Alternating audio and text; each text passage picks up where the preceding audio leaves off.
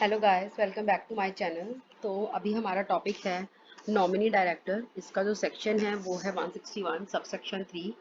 As the name suggest, जो ये director है ये नॉमिनी किया होता है। ये मेनली होता क्या है, जब कोई कंपनीज जो है ना कोई लोन वगैरह लेती हैं, बड़ी बिग ह्यूज अमाउंट्स होती हैं। अब आप ये मानो दैट जिस फाइनेंशियल इंस्टीट्यूशन वगैरह से वो पैसे लेती हैं, अब सपोज वो इतने ज़्यादा बड़े बड़े अमाउंट्स का लोन दे तो देते हैं, लेकिन उनके साथ ही ना वो कहते हैं हम अपना एक डायरेक्टर आपके साथ भेजेंगे ताकि वो नज़र रख सके आपकी एक्टिविटीज़ पर, आप क्या करो क्या नहीं। अब उनको भी होता है कि हमारा इतनी बड़ी अमाउंट लेकर ये कहीं कुछ गड़बड़ी ना करते, तो सो बेसिकली वो एक डायरेक्टर को नॉमिनेट कर देते हैं, जिसको कि नॉमिनी डायरेक्टर बोलते हैं। आइए देखते हैं बुक की लैंग्वेज में क्या है। Subject to the articles of the company. अब यहाँ पर एक बहुत ध्यान देने वाली बात है, यहाँ पर लिखा है सब्जेक्ट टू द आर्टिकल्स। यहाँ पर सब्जेक्ट टू द आर्टिकल्स का मतलब है, ये नहीं लिखा if authorise by the articles. वो होता कि अगर आर्टिकल्स आपको अथॉरिटी दे रहे हैं। Subject to the articles mean articles में हो सकता है परमिशन ना दी हो, लेकिन आर्टिकल्स में मनाही ना नहीं होनी चाहिए। मीन्स कि आर्टिकल्स साइलेंट हो तो चलेगा, लेकिन अगर आर्टिकल्स में मना कर दिया है कि नहीं ऐसे आप कर ही नहीं सकते, नॉमिनी डायरेक्टर या फिर कुछ और नहीं हो सकता, फिर नहीं आप कर सकते हो। ठीक है ना, मतलब मना नहीं होना चाहिए बेसिकली। द बोर्ड में अपॉइंट एनी पर्सन। फिर यहाँ पर बोर्ड किसी भी पर्सन को अपॉइंट कर सकता है एज अ डायरेक्टर, जो कि नॉमिनेट करते, देखो कोई भी institution in persons of the provisions of any law for the time being in force or of any agreement or by the central government or the state government by virtue of its shareholding in a government company।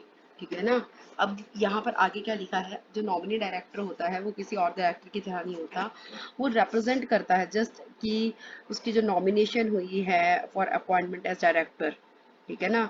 और when ever a company को कुछ financial assistance चाहिए होती है, देखिए किसी financial institution से, bank से, तो ये नॉमिनेट कर देते हैं अपने रिप्रेजेंटेटिव को सेफ गार्ड के लिए, अपने इंटरेस्ट के लिए, जब तक कि उनके लोन के अमाउंट कंप्लीटली रीपेड नहीं होती। जो नॉमिनी डायरेक्टर है उस is expected ensure that the terms of the loan are religiously compiled with all the time by the company concern which has been granted financial assistant. जो nominee director होता है वो ensure करता है कि जो आपका टर्म है लोन का, एग्रीमेंट्स का, लोन एग्रीमेंट्स का हुआ है वो रिलीजियसली कंप्लाइड हो रहा है, और बिल्कुल टाइम टू टाइम उसका सब सही, एक्चुअल में वो उसका सही इस्तेमाल कर रहे हैं बाय द कंपनी कंसर्न्ड, जो भी कंसर्न कंपनी है, और और विच हैज़ बीन ग्रांटेड था फाइनेंशियल असिस्टेंस, जिसको कि फाइनेंशियल असिस्टेंस दी गई है।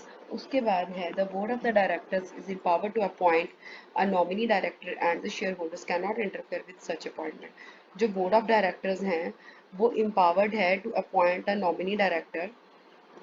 जो बोर्ड ऑफ डायरेक्टर्स होते हैं उनके हाथ में ये पावर होती है, वो अपॉइंट कर लेते हैं नॉमिनी डायरेक्टर को। देन शेयर होल्डर्स जो है वो बीच में इंटरफेयर नहीं करते। देखिए वैसे तो हम बार बार यही करते आ रहे हैं कि जो शेयर होल्डर्स हैं, मेंबर जो होते हैं, उन्हीं वही जो है वो डायरेक्टर्स को अपॉइंट करते हैं, जनरल मीटिंग्स में करते हैं। लेकिन जैसा कि मैंने आपको पहले वाली वीडियोस में भी बताया था कि अब एडिशनल डायरेक्टर ज़रूरत पड़ गई तो बार बार क्या हम जनरल मीटिंग ही रखते फिरेंगे। जनरल मीटिंग रखनी आसान नहीं होती है।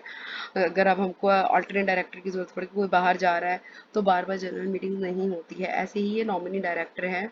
नॉमिनी डायरेक्टर भी, अब हमने को लोन लेना है तो क्या करें, तो एक तरफ तो लोन लेना है, उधर से फिर हम जनरल मीटिंग रखें, नहीं तो फिर बोर्ड के हाथों में इतनी पावर होती है कि जो बोर्ड है वो अपॉइंट कर सकता है, तो शेयर होल्डर्स को इसमें इंटरफेरेंस नहीं करनी पड़ती। Further by virtue of its share holding in a government company the central government और state government also nominate a person. ये कहते हैं ऐसे भी होता है, जो जहाँ पर शेयर होल्डिंग जो है गवर्नमेंट कंपनी की होती है, सेंट्रल गवर्नमेंट की होती है या स्टेट गवर्नमेंट की होती है, वो भी नॉमिनेट कर देते हैं पर्सन को अपॉइंटमेंट के लिए एज अ नॉमिनी डायरेक्टर। ठीक है ना। फिर जो बोर्ड होता है उसको फॉलो करना पड़ता है। अब उसको तो फॉलो करना ही पड़ेगा ना, अब गवर्नमेंट बोल रही है जब। ठीक है ना। तो ये हमारा नॉमिनी डायरेक्टर का था, छोटा सा था, बड़ा इंपॉर्टेंट है लेकिन। सेक्शन 161 सबसेक्शन 3 है। आप ये ध्यान रखना कि 161 सेक्शन में हमने अभी तक 3 कर लिए हैं। जो फर्स्ट वाला था वो हमारा कौन सा था, है आपको याद? एडिशनल का। एडिशनल वाला था फर्स्ट, उसके बाद हमने किया ऑल्टरनेट जो सेकंड वाला था, अभी हमने कर लिया है नॉमिनी। ठीक है। अभी हम इसके आगे करते हैं, देखते हैं आगे कैजुअल वैकेंसी का होगा। हाँ वही है casual vacancy, section 161 subsection 4। अब इसमें क्या है, according to this section, if the office of any director appointed by the company in the general meeting is vacated before his term of office expires in the normal course. अच्छा, casual word, casual का मतलब भी यही है, casual vacancy मतलब अब retire नहीं होना था बंदे ने, रोटेशनल डायरेक्टर नहीं था, ऐसे नहीं था उसका नंबर लगेगा, लेकिन भगवान के पास नंबर पहले लग गया। मतलब एक्सीडेंट हो गया, कुछ हो गया उसको, पागल हो गया वो, या फिर उसका एक्सीडेंट हो गया वो मर गया, कुछ कुछ ऐसा हो गया कि भाई वक्त से पहले ही वो चल बसा, या अब वो काम करने लायक नहीं रहा, कुछ ऐसा हो गया है कि वैकेंसी राइज हो गई है, ठीक है ना। अब देखते हैं क्या लिखा है इसमें। अगर कहते जो ऑफिस है डायरेक्टर का जो कि अपॉइंट किया कंपनी ने, देखो कंपनी यहाँ मतलब शेयर होल्डर से ही होता है, मेंबर से ही होता है। जनरल मीटिंग में क्या वो वकेट हो गया, उसकी ऑफिस एक्सपायर होने से पहले टर्म, मतलब कि उसका अगर 30 सितंबर तक का था वो तो अभी हुआ नहीं, वो जुलाई में ही चल बसा, ठीक है। नॉर्मल को जो रिजल्टिंग कैजुअल वैकेंसी हो जाएगी in default of and subject to any regulation article, वो कौन फिल करता है। अब फिर वही बात आ जाती है, ऐसी बात में फिर अब ये थोड़ी ना तुम अब मतलब कि ये जनरल मीटिंग्स बैठाने बैठ जाओगे, तो फिर बोर्ड कर लेता है, बोर्ड के हाथ में दिए कि ये फील्ड कौन करेंगे, ये बोर्ड करेंगे अगर ऐसा कुछ हो गया, ठीक है ना। बाद में हो सकता है कि हाँ आपने एक बार आपने क्या किया कि हाँ फलाने बंदे को रख लिया, सपोज XYZ बंदे को आपने रख लिया, ठीक है ना, एक इसकी जगह पर आपको बाद में लग रहा है उसका काम अच्छा है, और बाद में जब कभी जनरल मीटिंग होती है ना, तब वो उसको अप्रूव कर देंगे, कोई दिक्कत नहीं है। एक बार जर्नल मीटिंग रख के मेंबर्स से अप्रूव करवाना एक डिफरेंट चीज है, लेकिन बाद में एक बार आप रख लो, बोर्ड रख ले, बाद में जो जो मेंबर्स हैं वो बाद में अप्रूव करके कर सकते हैं, वो अलग बात हो जाएगी, ठीक है ना। तो हो सकता है कि वो बाद में अप्रूव कर लें, इमीडिएट जो नेक्स्ट जर्नल मीटिंग होगी, अब हो सकता है वो जर्नल मीटिंग में महीने 2 महीने में भी हो जाए, हो सकता है 10 महीने में भी ना हो, तो मतलब इट विल डिपेंड। तो ऐसा कुछ नहीं है, एक बार बोर्ड रख लेगा, any person to appointed shall hold office only up to the date. अच्छा, फिर जो पर्सन होगा ना, जो भी अपॉइंट कर दो कि भाई एक बार जी हमारा बंदा तो है नहीं, आ जाइए आप काम संभाल लीजिए, तो वो उसकी जगह पर जो अपॉइंट होगा वो क्या करेगा कि ऑफिस को जो तब तक हेल्ड करेगा जब तक कि वो ओरिजिनल वाले का रहा। कैसे, अब देखिए, a person so appointed shall hold office only up to the date, सिर्फ उस डेट तक वो रखेगा, to which the director in whose place, जिसकी जगह वो आए। जैसे कि ऑल्टरनेट में हमने किया था कि भाई अगर ऑल्टरनेट वाले में ओरिजिनल की अगर 30 सितंबर है तो ऑल्टरनेट वाला अक्टूबर तक नहीं बैठ सकता, उसको भी जाना पड़ेगा, वो इंडिया आए ना आए, है ना। उसी तरह अब यहाँ तो बेचारा आ ही नहीं सकता, अगर उसकी डेथ का केस है तो वो तो बेचारा अब आएगा ही नहीं। तो भाई आप जो उसकी जगह पर हम रख रहे हैं ना, हाँ बस यहाँ पर थोड़ा केस बदल गया, वहां पर वो बेचारा इंडिया गया था, मतलब आउट ऑफ इंडिया गया था, तो हमने उसको रखा। यहाँ पर ये है कि ये जो केस है इसमें थोड़ा ज्यादा ही दूर लोगों में हो चला गया है, कुछ ऐसा हो गया है कि अब उसको ने तो सेम वही चीज आती है, तब तक ही आप उसको अपॉइंट कर सकते हो जब तक कि ओरिजिनल वाले का ऑफिस जा मतलब कि टेन्योर था, ठीक है ना, up to the date to which the director in whose place he is appointed would have held place if it had not been vacated. आगे क्या है, the provisions the above provisions are discussed as under the term casual means sudden happening। देखो casual का मतलब ही है कि एकदम कुछ भी हो जाता है, एकदम something which happened by chance, unexpectedly, unforeseen, नहीं मालूम, but not by flux of time, ठीक है ना, एकदम कुछ हो गया, कोई मिस हैपनिंग, कुछ अनएक्सपेक्टेड चीजें जो कि हम भगवान ही जानता है, हम नहीं जानते जिन चीजों को। अ casual vacancy results when the office of any director appointed in the general meeting is vacated. जो कैजुअल वैकेंसी होती है वो इट रिजल्ट्स जो ऑफिस है डायरेक्टर का अपॉइंटेड होता है जनरल मीटिंग में, विकेट हो जाता है before the expiry of his term, जो हमने पहले ही कर लिया कि तभी जब कुछ हो गया उसकी अभी वैसे एक्सपायरी नहीं हुई टर्म की, उससे पहले खाली हो गई। This is not the vacancy created due to the retirement, of course ये रिटायरमेंट से नहीं होती, it is created because of certain other factors that are not linked with the retirement. ये कुछ और फैक्टर्स से होती है जो कि रिटायरमेंट से नहीं लिंक्ड होते, occurrence of death, attraction of disqualification, tendering of resignation. अब कोई रेजिग्नेशन भी दे सकता है, किसी के घर 100 प्रॉब्लम, कुछ भी हो सकता है, किसी कुछ बेटर अपॉर्चुनिटीज हो सकती हैं, कुछ भी हो सकता है, कोई रिमूवल हो सकता है। Further in this case the term of office of director because of the casual vacancies created does not gate expired in the normal course. जो टर्म है ऑफिस ऑफ डायरेक्टर का, जो इसमें कैजुअल वैकेंसी क्रिएट हुई है, ये expire नहीं होगा नॉर्मल कोर्स में। A vacancy which was created due to the fact that the elected director declined to assume the office after his appointment at general meeting can not be set to result in the casual vacancy. हाँ, ये कह रहे हैं कि वो vacancy जो कि create होती है because due to the fact that जो इलेक्टेड डायरेक्टर है ना, उसने मना कर दिया, मतलब आपने डायरेक्टर को अपॉइंट कर लिया जर्नल मीटिंग में, बाद में उसने बोला कि नहीं मैं तो नहीं काम करूंगा, ठीक है ना, कुछ भी रीजन हो सकता है, तो आप उसको नहीं बोलोगे कि कैजुअल वैकेंसी है, बिकॉज कैजुअल वैकेंसी पे पहले ऑफिस तो हो। यहाँ पर तो कोई ऑफिस ही नहीं है, ऑफिस है नहीं, और उस बंदे ने, हम कैसे कह लेंगे कैजुअल वैकेंसी है? तो there because there was no assume of office by the doctor, how can he vacate it, है ना? तो जब ऑफिस ही नहीं उसने ज्वाइन किया तो वो वेकेट कर ही नहीं सकता, so there arises no casual vacancy. अब आगे कहते हैं section 161 subsection 4 dash subsection 4 does not require that the articles should expressly empower the board of directors for filling a casual vacancy। ये कहते हैं कि जो आर्टिकल्स हैं वो एक्सप्रेस करते हैं पावर डायरेक्टर्स को फिल करने के लिए कैजुअल वैकेंसी, लेकिन अगर ना हो ऐसा तो क्या करें वो?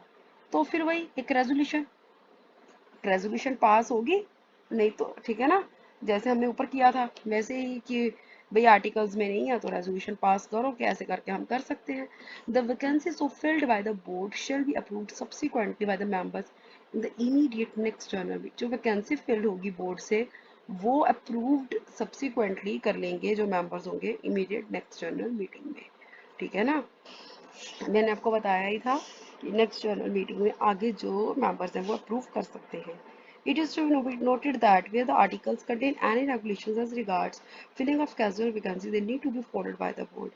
कि जहाँ पर आर्टिकल्स कुछ रेगुलेशंस हैं जैसे regards filling of casual vacancy, they need to be followed by the board, ठीक है ना, तो उनको फॉलो अप चाहिए ही चाहिए, ठीक है ना। उसके बाद है बट द सब्सिक्वेंट अप्रूवल, वो भी जरूरी है, एक बार तो बोर्ड कर देगा, बाद में जर्नल मीटिंग में सब्सिक्वेंट अप्रूवल भी बहुत जरूरी है। As we have notice the casual vacancy arises when any director appointed in the general meeting vacates his office before the expiry of his term. हमने नोटिस किया है कि जो कैजुअल वैकेंसी अराइज होती है तब होती है जब वो उसकी एक्सपायर नहीं हुई टर्म और वेकेट हो गया office because of some uncertainty. Thus, such appointment of director who vacates his office must be made in the journal meeting। इसलिए जो अपॉइंटमेंट ऐसे होती है डायरेक्टर की जो वेकेट हो गया, तो कहते हैं वो जनरल मीटिंग में ही होनी चाहिए। एंड जो कैजुअल वैकेंसी है जो बोर्ड फिल करता है बाद में अप्रूव कर लेते हैं, तो इसलिए मैटर वहां पर एंड हो जाता है। Subsequently, if the casual vacancy so filled is again vacated due to some casual occurrence, then it cannot be set to the casual vacancy because it arose against an appointment which was not made in the general meeting। अच्छा, अब ये यहाँ पर ये कह रहे हैं, एक बार तो आपने कह दिया कि ठीक है आपने सब्सिक्वेंट अप्रूवल दिला दिया क्योंकि भाई कैजुअल वैकेंसी थी जरूरी वाली थी तो बाद में अप्रूवल हो गया, तो इट्स ओके, चलेगा काम। लेकिन अब यहाँ पर ये कह रहे हैं कि अगर जो वैकेंसी है बाद में फिर से अराइज हो जाए, ठीक है ना, लेकिन वो अपॉइंटमेंट अभी जर्नल मीटिंग में नहीं हुई थी, ठीक है ना, तो वो वैकेंसी बोर्ड ही करेगा by appointing an additional director. A director appointed to fill a casual vacancy is not a casual director। वो डायरेक्टर जो अपॉइंटेड होता है कैजुअल वैकेंसी को फिल करने के लिए, उसको कैजुअल वो कैजुअल डायरेक्टर नहीं होता है, ठीक है ना। कि आपने एक डायरेक्टर को अपॉइंट कर लिया कैजुअल वैकेंसी के लिए, तो is not a casual director, तो तुम ये नहीं कहोगे कि ये कैजुअल डायरेक्टर है। जैसे आपने ऊपर तो कह दिया था कि ये ऑल्टरनेट डायरेक्टर है, तो हमने यहाँ पर कैजुअल वैकेंसी की बात कर रहे हैं, कैजुअल डायरेक्टर की नहीं। तो इस चीज़ को आप ज़रा ध्यान में रखना, ठीक है। ऑल्टरनेट डायरेक्टर था, कैजुअल वैकेंसी है, कैजुअल डायरेक्टर नहीं है।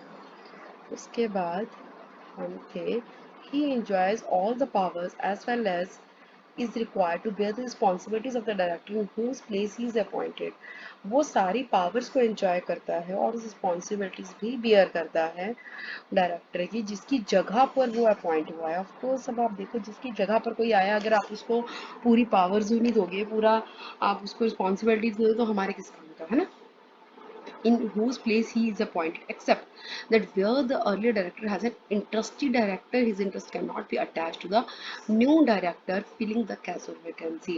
यहाँ पर इन्होंने एक एक्सेप्शन दे दी है कि जहाँ पर जो पहले वाला डायरेक्टर था वो इंटरेस्टेड डायरेक्टर था, ठीक है ना, तो उसका इंटरेस्ट तो ऑफकोर्स अपन नहीं अटैच कर सकते ना न्यू के साथ, ऑफकोर्स ही बात है ये तो, ठीक है।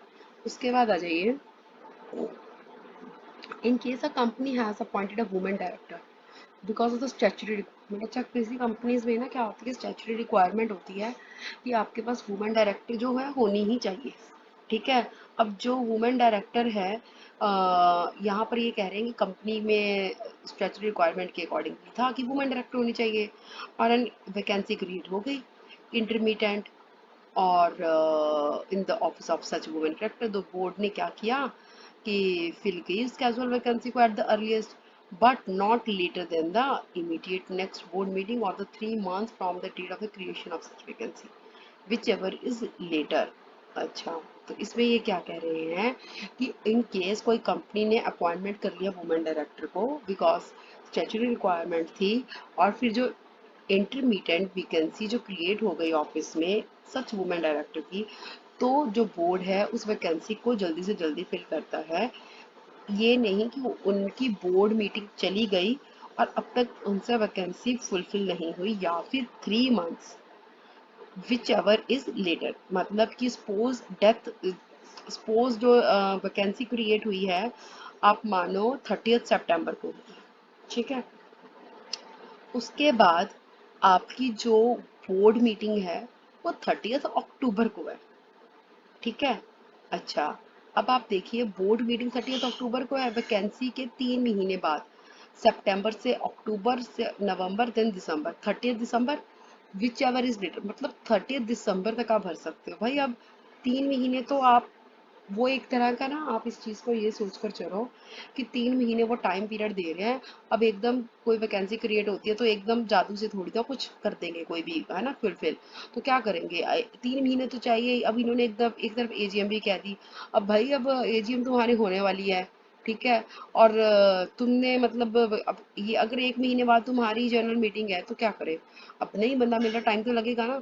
लेकिन ऐसे भी नहीं कि भैया तुम्हारे को 3 महीने लग गए, ठीक है, उसके बाद ही तो थी, तो लेटर तक हम कर सकते हैं, ठीक है ना। तो मिनिमम इन्होंने एक तरह का हमको 3 मंथ्स का टाइम दे दिया कि 3 मंथ्स, या फिर वो जो हमारी जीएम होती है, जो बोर्ड मीटिंग होती है, कि वहां पर उससे लेट नहीं करना, ठीक है ना।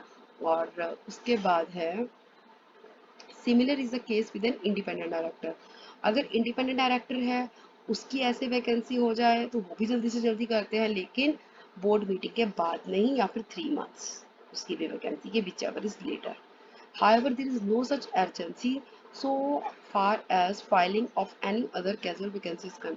कहते हैं कोई अर्जेंसी नहीं है फिलिंग करने के लिए कैजुअल वैकेंसी को, that is not of a women director और ऑफ अ इंडिपेंडेंट डायरेक्टर। कोई अर्जेंसी नहीं होती बिकॉज जो बोर्ड ऑफ डायरेक्टर फील करते हैं कि अगर affairs of the company manage हो जाएंगे तो वो पोस्टपोन भी कर सकते हैं, because it is actual means at the it is actual the decision of the board whether they want such appointments, whether they don't want such appointments, because अगर उनको लगता है that such appointments are necessary for the management of the company, for the smooth running of the business, then they can appoint the person। but अगर उनको लगता है because उनके जाने से कुछ खास फर्क नहीं पड़ रहा है, they can easily manage without them, तो वो कर लेंगे। तो बेसिकली इसमें यही था कि 3 महीने का कम से कम टाइम है, नहीं तो फिर जीएम तक।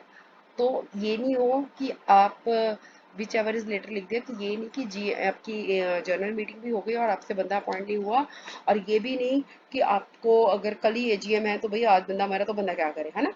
तो 3 महीने का टाइम दे दिया इन्होंने। तो term of office of a director appointed to fill a casual vacancy, the term of office of a director appointed to fill a casual vacancy continues till such time up to which the term of the director because of whom the casual vacancy was created would have continued। हाँ जी। अब यहाँ पर ये कह रहे हैं कि कब तक वो बंदा काम करेगा जो टर्म ऑफ ऑफिस का है डायरेक्टर का, जो कि उन्होंने अपॉइंट कर लिया। देखो मैंने आपको बताया था वो कैजुअल डायरेक्टर नहीं है, लेकिन कैजुअल वैकेंसी को फिल करने के लिए जो डायरेक्टर अपॉइंट किया था वो कब तक। ऑफ कोर्स जिसकी जगह पर वो आया है, ठीक है ना, पहले तो हम उसका ही ध्यान रखेंगे, उसके ऑफिस के टर्म से ज्यादा कैसे कर सकता है। पहले हम चलिए बुक की लैंग्वेज में देखते हैं क्या लिखा है। The term of office of director appointed to fill a casual vacancy continues till such time up to which the term of the director because of whom the casual vacancy was created। देखिए alternate में भी हमने यही चीज की थी कि भाई जो ऑल्टरनेट डायरेक्टर का, अब आप खुद सोच कर देखिए, सपोज आप ओरिजिनल वाले डायरेक्टर हो, ठीक है, आप आउट ऑफ इंडिया चले गए हो। अब आप आउट ऑफ इंडिया गए हो, आपकी जगह पर किसी को रखा है, तो जब आप नहीं आ रहे हो इंडिया से, तो आपका अगर टाइम 30 सितंबर तक का टर्न यूज हो तो उसको आपकी जगह पर रखा, तो ये थोड़ी ना आप तो आए नहीं तो उसको कंटिन्यू रखी जाएंगे, या फिर आप आ गए हो अगस्त में तो फिर भी उसको रख लेंगे, तुक्की नहीं बनती ना कोई। उसी तरह अब आप ये देखो कैजुअल वैकेंसी में भी क्या हुआ कि भाई हमने डायरेक्टर रखा है। अब हमने डायरेक्टर रखा है तो अगर 30 सितंबर तक ओरिजिनल का था तो उससे ज्यादा कैसे रह सकता है, नहीं कर सकते ना। अब यहाँ पर वापस आने की तो यहाँ पर प्रोबेबिलिटी खत्म हो गई है अगर डेथ का केस है तो। और अगर हाँ कुछ और अदर डिस्क्वालिफिकेशन अट्रैक्ट हुई है तो फिर भी हम वो कह सकते हैं। लेकिन अगर आप कोच को देखें तो भी अगर जो कैजुअल वैकेंसी क्रिएट हुई है और उसमें आपने रखा है डायरेक्टर को, तो आप नहीं उसको उसके टर्म से, ओरिजिनल वाले की टर्म से जिसके लिए क्रिएट हुई थी, जिसकी वजह से क्रिएट हुई थी, उससे ज्यादा रख सकते। Thus, the person filling the casual vacancy should hold office up to a date to which the director in whose place he is appointed, और वो कंटिन्यू करेगा इन टू द अनएक्सपायर्ड टर्म। इन्होंने कहा है, अगर हम और वर्ड्स में कहूँ तो अनएक्सपायर्ड टर्म बच गई ना डायरेक्टर की, उसके लिए the continuation clause is applicable because of the provision mentioned under section 161 subsection 4, but for the application of this continuation clause the appointment made by the directors need to be approved by the members। अब ये कह रहे हैं continuation clause applicable हुआ है because of the provisions के कारण, लेकिन जो ये एप्लीकेशन है ये बोर्ड बनाता है, अपॉइंटमेंट जो है मेड बाय द बोर्ड, जो उसको की अप्रूवल चाहिए होती है मेंबर्स की नेक्स्ट जनरल मीटिंग में। तो अगर हम एक क्रक्स में बात करें तो ये हमारी कैजुअल वैकेंसी थी जो कि अनसर्टेनिटी की वजह से अराइज हुई है, और जिसको कि बोर्ड के पास पावर है कि वो कर सकती है।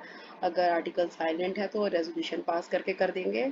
और कब तक रहेगा जो ओरिजिनल पीरियड था उस तब तक, और या फिर अनएक्सपायर्ड पीरियड है जिस उस बंदे का, उसको बाद में सब्सिक्वेंटली एजीएम में उसको अप्रूवल मिल जाएगी। ठीक है, तो ये हमारा 161 सबसेक्शन 4 था।